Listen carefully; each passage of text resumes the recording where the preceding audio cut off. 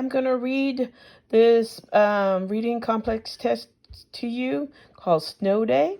Kind of nice. We almost had a real snow day last week, except for it melted. So this one is Snow Day, and just follow along. It was Friday morning, and Katie was still asleep. Suddenly, she felt her sister jump onto her bed. Katie groaned as she looked at the clock. It was too early to wake up for school. "Get up," said Maddie. "You have to see this." Now, the question asks, what clues does the picture give you about when and where this story takes place? Now, what's going on in the picture?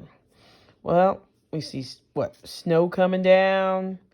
And so it's also, they got on earmuffs, scarves, a coat. So,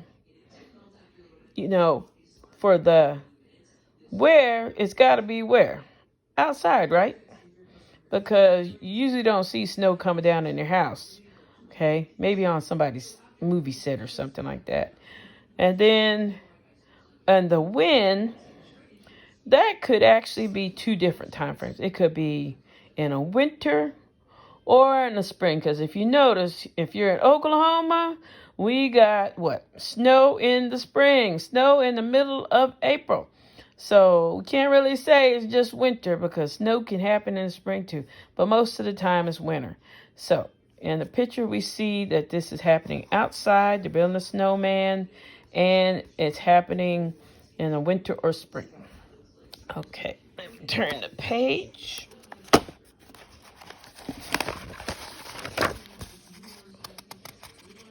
You scared me. I scared you? Okay.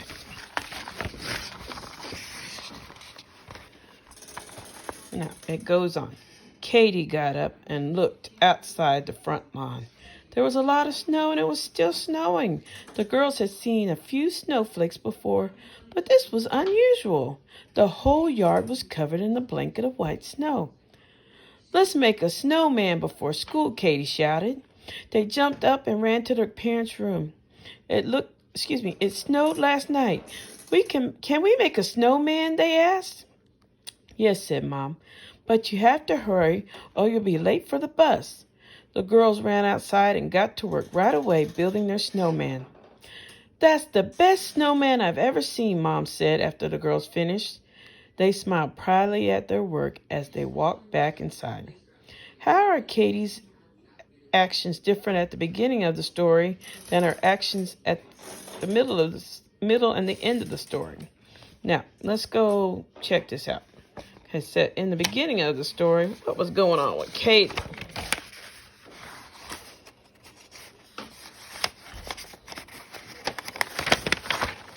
Let's get that. It says Katie was asleep. And then she said, right on that second sentence, or third sentence, it says she groaned as she looked at the clock. It was too early for her to wake up.